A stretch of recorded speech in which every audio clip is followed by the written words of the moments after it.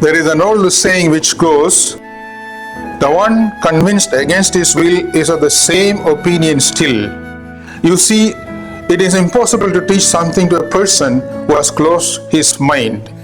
That is somewhat the situation of the Jews, about whom we see in the first reading. God had worked so much for them, loving miracles to liberate them from Egypt. But now in the desert, they are angry with the provisions available. They are quarreling with Moses and they want to go back to the flesh pots of Egypt. That means also to the slavery. And then God provides them with the manna. In the gospel, Jesus had multiplied bread and fed the crowd in the desert. And then he left the place and people followed him. And they asked, "Master, when did you come here?" Jesus knows why they are searching for him.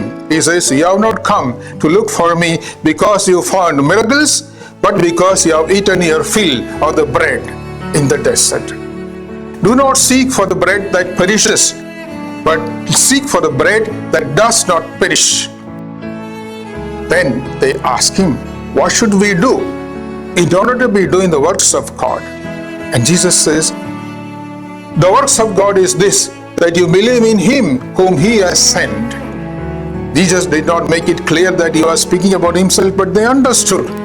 And they asked, bargaining for a miracle, "What sign do you work so that we may believe?" They are referring back to the manna in the desert. They want some similar sign. Jesus says, "No, the manna is not the real bread the Father gives. I am the bread of life.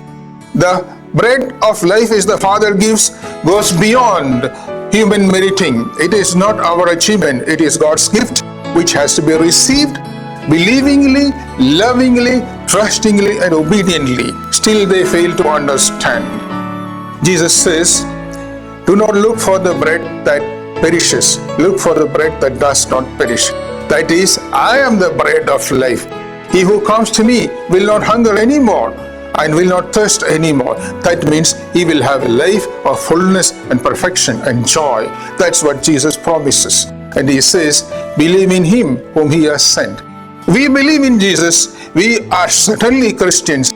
And yet, in our daily preoccupations, what occupies our mind? Are we not concerned more about changing our house to a better one, going for a higher degree, for a job which brings higher salary, for pleasing our boss, for cutting a better figure among our neighbors? Are we not concerned about such things? Or are we really concerned with recognizing the will of God and doing it?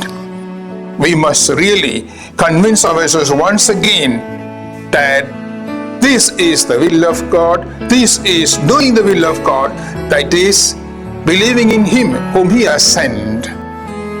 Let us really and earnestly ask for the grace not to go back to our old life, but put off our old self, put on the new self. No more going back to the flesh pots of Egypt, but coming to the bread of life through our belief in Jesus Christ.